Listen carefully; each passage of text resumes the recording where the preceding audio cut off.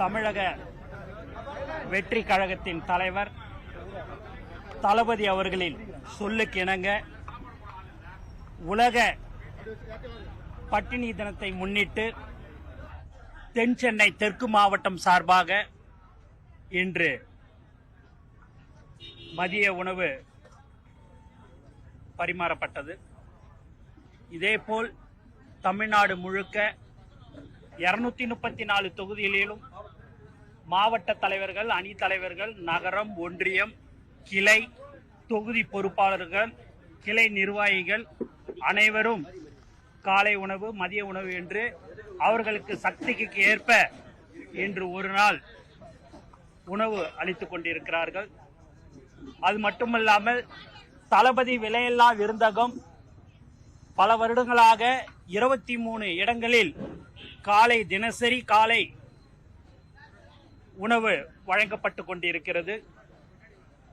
மேலும் இந்த பட்டினி தினத்தில் தமிழ்நாடு மட்டுமல்லாமல் கேரளா, புதுச்சேரி, கர்நாடகா, ஆந்திரா என்று பல்வேறு மாநிலங்களில் தமிழக வெற்றி கழக நிர்வாகிகள் மிக சிறப்பாக செயல்பட்டு கொண்டிருக்கிறார்கள்.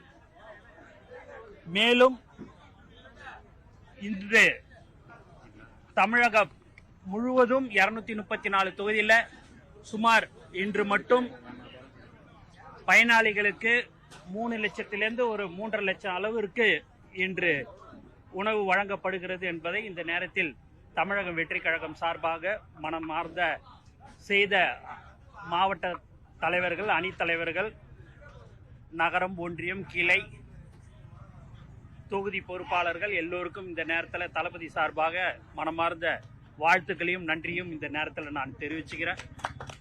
அது மட்டும் இல்லாமல் இன்று ஒரு நாள் இதை கொடுத்துட்டா மட்டும் போதாது.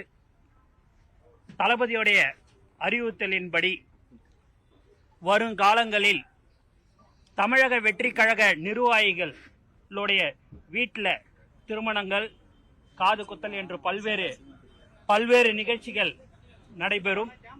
இனி வரும் காலங்களில் அந்த நிகழ்ச்சிகளில் மண்டபம் பக்கத்தில் அருகில் உள்ள முதியோர் இல்லங்கள், ஆதரவற்ற இல்லங்களை இருக்கும் அவர்களையும் அழைத்து உணவு அளிப்பார்கள் என்பதை இந்த நேரத்தில் நான் தெரிவித்துக் கொள்கிறேன். கடந்த வருடம் இதே மக்கள் இயக்கமா உணவு இருக்கும். அது மட்டும் இல்லாம நீங்க கல்யாண மண்டபத்தில் பாத்தீங்க அப்படின்னா கல்யாணம் பண்றவங்க 1500 பேர் 1000 பேருக்கு சாப்பாடு ரெடி பண்ணுவாங்க. ஒரு 700 பேர் 800 பேர் சாப்பிடுவாங்க. மீதி 200 பேர் சாப்பாடு மீந்துடும். அதை நைட்டு 11:30-12 மணிக்கு அங்கே வேலை செய்கிறவர்கள் அதை கழுவணும்னு சொல்லிட்டு அந்த உணவு குப்பையில் போட்டுட்டு போயிடுவாங்க. இனி அதுமாரி கூடுமான வரைக்கும் எங்களுடைய தமிழக வெற்றி கழக நிர்வாகிகள் எங்கே கல்யாண மண்டபம் இருக்குதோ அந்த அருகிலே எங்களுடைய நிர்வாகிகள் இருப்பாங்க. அவங்க அந்த கல்யாண மண்டபத்தில் இருக்கிற அந்த மேலாளர்களை சந்தித்து எங்களுடைய தமிழக வெற்றி கழக நிர்வாகிகள் அவர்கள் அந்த நம்பரை கொடுத்துருவாங்க.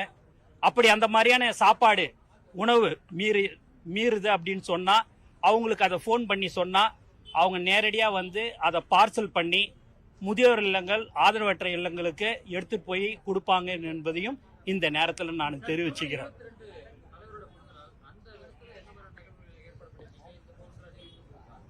எப்பயுமே பார்த்தீங்கன்னாலே எல்லாருக்கும் வருஷத்துல பிறந்த நாள் வருதுன்னா 5 நாள் 10 நாள் கொண்டாடுவாங்க. தளபதியுடைய பிறந்த நாள் தான் எங்களுடைய நிர்வாகிகள் 365 நாளும் கொண்டாடி இருக்கிறாங்கன்னா அது எங்க தமிழக வெற்றி கழகம் தான் என்பதை இந்த நேரத்தில் நான் தெரிவிச்சுக்கிறேன். நீங்க சொல்ற மாதிரி ஜூன் 22ஆம் தேதி மிக சிறப்பாக எல்லோருக்கும் நலத்திட்ட உதவிகள் என்று பல்வேறு உதவிகளை செய்வோம் என்பதை இந்த நேரத்தில் நாங்கள் கட்சியினுடைய முதல் பொதுக்கூட்டம் நடைபெறும் எதிர்பார்க்கலாமா? எதுவாக இருந்தாலும் கட்சி சம்பந்தப்பட்டது எந்த ஒரு நிகழ்ச்சியாக இருந்தாலும் எதுவாக இருந்தாலும் தமிழக வெற்றி கழகத்தின் தலைவர் அறிவிப்பார் என்பதை இந்த நேரத்தில் நான் தெரிவிச்சுக்கிறேன். இந்த மாதிரி ஒரு நலத்திட்ட உதவிகள், உணவு வழங்குறது, இந்த மாதிரியான நிகழ்ச்சிக்கு தான் நான் கலந்துக்கிறேன். எதுவாக இருந்தாலும் தலைவர் அவர்கள் அறிவிப்பார் என்பது இந்த நேரத்தில் கட்சியினுடைய பொதுச் செயலாளரா நீங்க இருக்கிறீங்க. இந்த தருணத்துல நாம் தமிழர் கட்சியினுடைய ஒருங்கிணைப்பாளர் சீமான் என்ன சொல்றாருன்னா, நாம் தமிழர் கட்சியும் அதே போன்று தமிழக வெற்றி கழகமும் கூட்டணி அமையும் அப்படின்ற கருத்துக்கள்லாம் சொல்றாரு. அவர் சொல்லிதான் விஜய் அவர்கள் கட்சியை தொடங்கினதா கருத்துக்கள்லாம் சொல்றாங்க. வரும் தேர்தல்ல தமிழக வெற்றி கழகம் அவங்களோட கூட்டணி அமையுமா, அவரோடு கலந்து பேசுறாரா? நான் தான் உங்களுக்கு எல்லாமே சொல்லிட்டேன்னு. எதுவாக இருந்தாலும் தலைவர் தான், எந்த முடிவாக இருந்தாலும் தமிழக வெற்றி கழகத்தில் தலைவர் தான் எந்த முடிவாக இருந்தாலும் எடுப்பார். அவர் எல்லாத்தையும் எல்லாரோடையும் ஆலோசித்து அவர் அந்த முடிவுலாம்